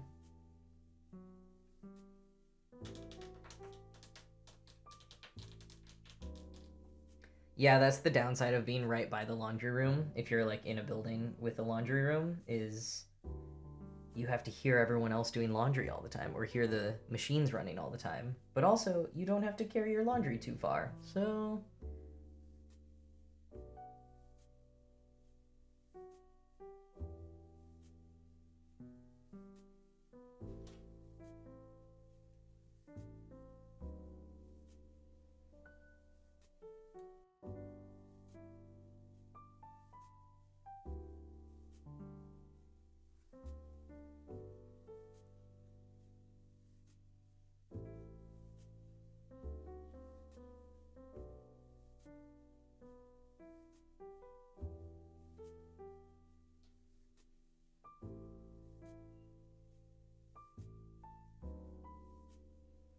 Okay, how long are each of these? I just made a knot. Cool.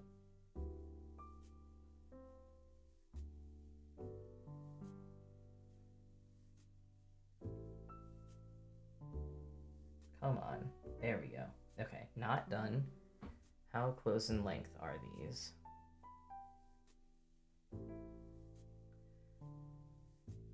Such a great reminder, Sarah. Thank you for that. I'm gonna have real water. And not liquid bread.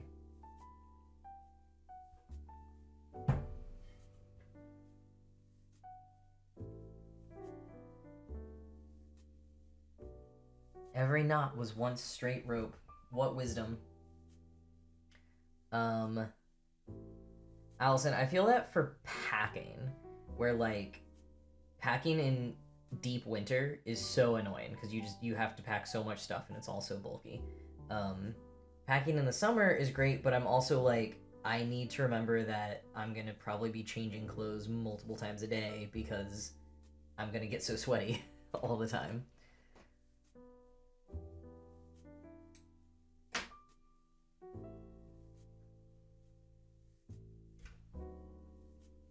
Getting low on this 801.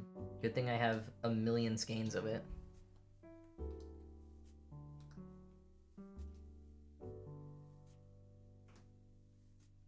I'm trying to remember. Do I keep up the blended? Yeah, I'm keeping up the blended floss when I get to the X stitches down there.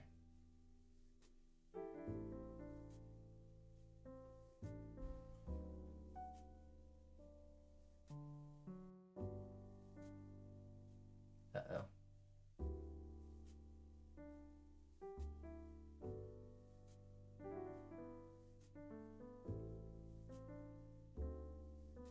Wait, what am I saying? That sounds like Ada-1?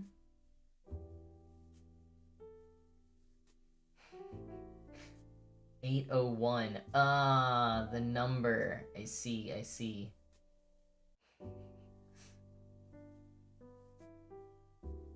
I don't know which part of my accent that is.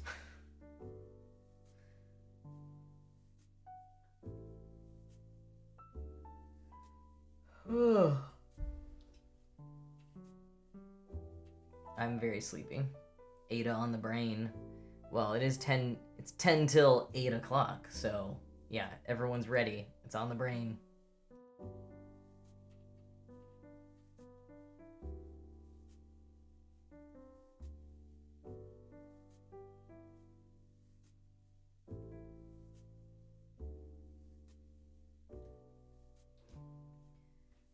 Almost got all 3 floss ready.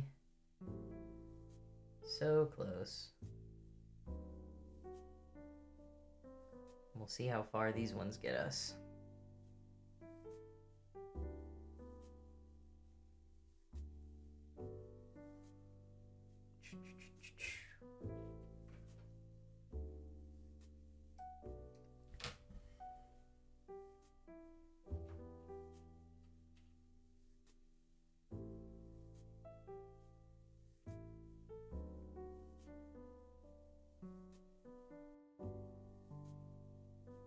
Ah, no, stay in there.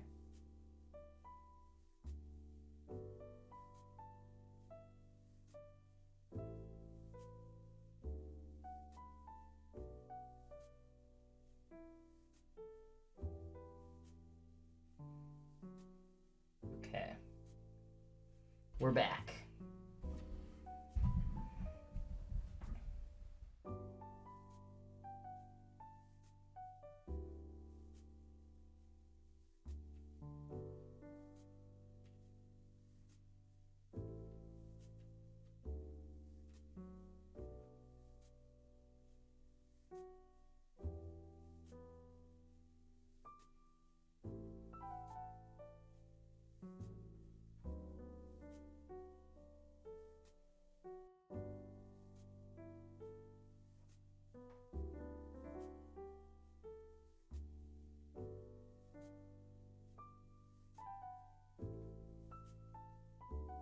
Sarah, that's exactly what your brain was supposed to do. That is This is exactly what anyone should think when they hear "we're back," or any sentence with "back" in it is "Backstreet's back." I don't know why we don't just change the word "back" to "Backstreet's back." I guess sometimes it's just implied, but I think we should be explicitly saying it at all times.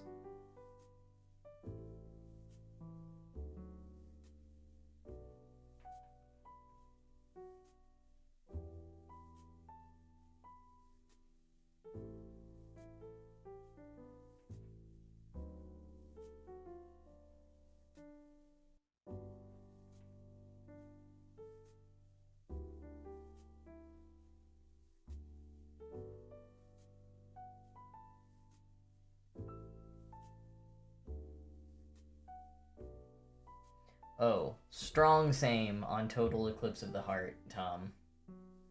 That definitely happens to me, and presumably to Hazel as well. Oh, I think I'm doing this slightly off. Let's go back.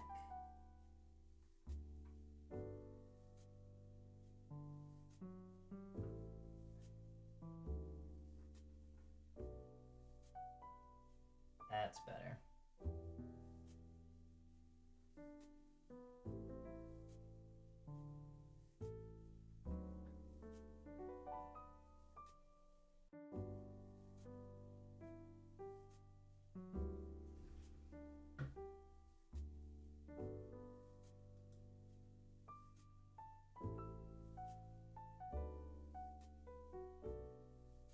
Oh man. Yeah, does the Backstreet's back just keep going? It's like one of those rooms with mirrors on all sides. You just see yourself to infinity. That's what the Backstreet's back, Backstreet's back, Backstreet's back.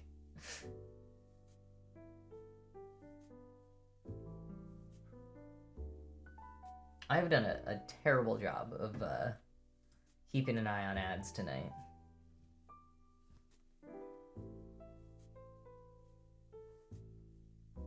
So thanks to anyone who's been sitting through them, although you wouldn't hear me saying that right now, probably.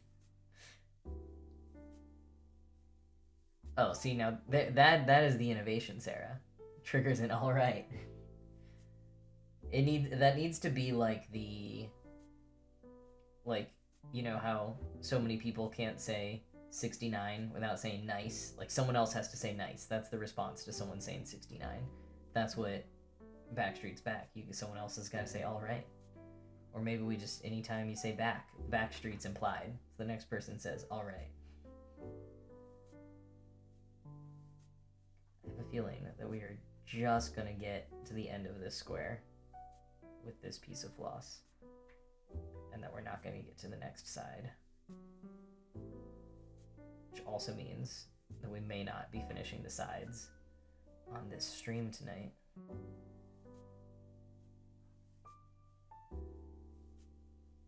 And here I thought we were gonna start a worm. So overly optimistic.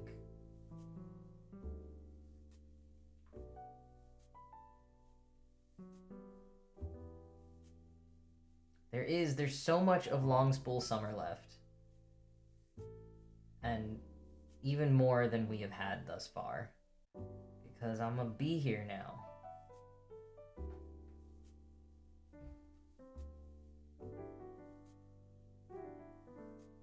Alright, just finishing off this one.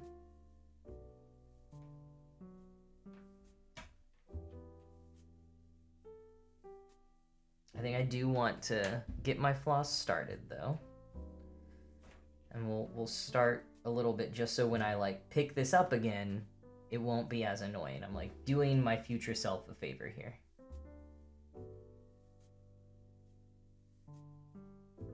How many are here? Do I have to cut a new one of this? Ugh, every time.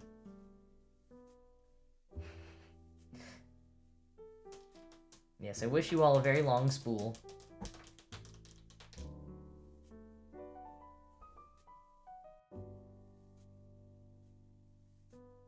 Thanks, Tom. I gotta get back in my Monday, like, hard launch listening habit.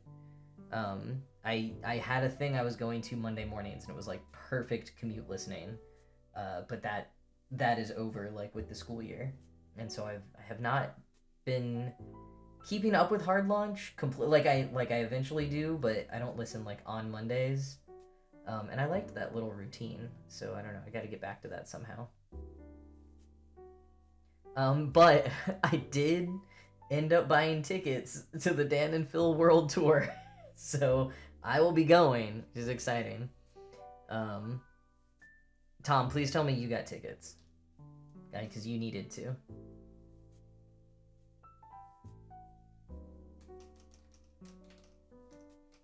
Allison, that was the notification message.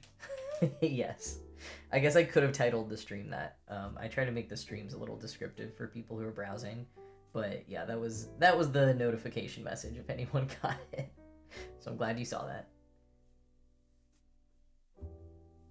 that. My two personalities, Hazel. Yeah.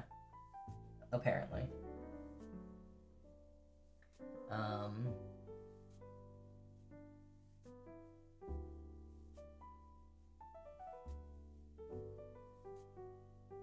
Oh, that's very cool that your friend gifted you tickets to the pre-show. I just went totally ordinary. I didn't even like think about any of the other packages until this moment, really. Now I'm like, oh, should I have looked into that? Um, hey Joe, thanks for that. I should have been doing that all stream. Yeah, if anyone is gonna be close to New England anytime, basically the rest of this month and all of August. I'm gonna be doing a show, and Joe just put a link to the tickets in there. And yeah, it's a 3-act play that takes place at a kind of museum-ish historic site. There's more details at the link. I'm not promoting it super well now, but I'll be talking about it all summer. So if anyone wants to go, I'd love to see you there. Oh, I'm glad you'd all watch me if I were a worm. I don't know how good I'd be at cross-stitching if I were a worm. It seems tricky. Thanks for that, Sarah. I appreciate that.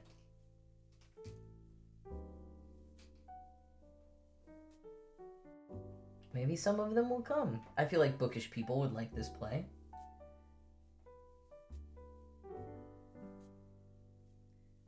The organization that runs it says that they usually get a good amount of historical reenactors who show up, and so there's a lot of things that we're specifically trying to be accurate in, like, yes, because we care about historical accuracy, but also because we know that historical reenactors will show up and correct us. That apparently happens, so I think just any kind of like nerdy book or history person or nerdy theater person would be into this show, because it's doing cool immersive theater things too. So I think theater people will appreciate it.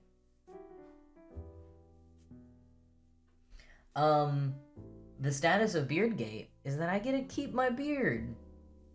Very exciting news. I had a very like nervous conversation with the director at one point, and I like barely started explaining myself before she was like, "Yeah, so you're not gonna shave." It helps that the director is like a queer woman, and so that made it easier for me to talk to her, and I think she like just got it very quickly. So yeah, that's great. Thank you all for all of your support last week when I was nervously talking about it. I really appreciated that.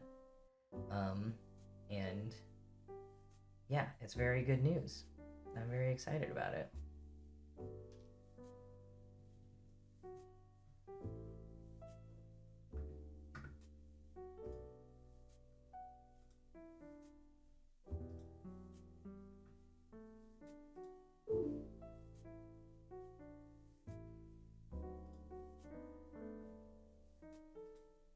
It is 8 o'clock, and I was trying to. I thought that it was gonna work, but it didn't work. I think I got logged out of something. Oh, now you can even see like the connecting to Firebot. I told you, Hazel, it was gonna be a surprise to us all whether anything happened at 8 o'clock or not, and unfortunately, it was an anticlimactic surprise. I'll have to fix that better for next week. I thought that I fixed it, but I apparently did not fully get it to work. Oh, Joe, no. Oh, man. Yikes. No, I was just making the usual worm joke because I was gonna stitch some worms, but we didn't get to worm stitching tonight.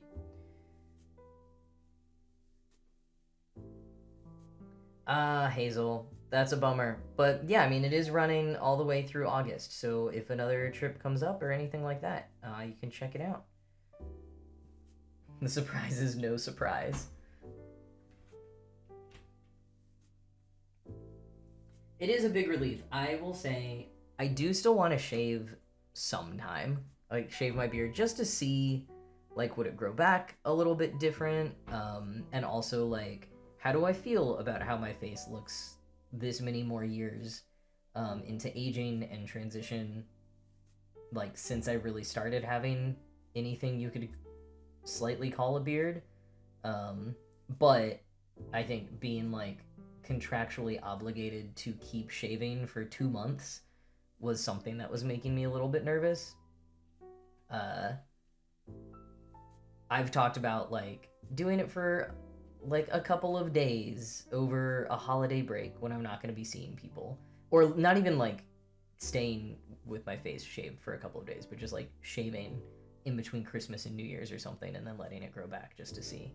But to have to keep my face clean shaven, not knowing how I feel yet, was making me nervous. But that is also part of why I want to experiment sometime, just so I'll know, like, if I do another show again or just have some other reason, like, I'll know how I actually feel about it. Right now, there's just a lot of unknown, and that was part of the fear.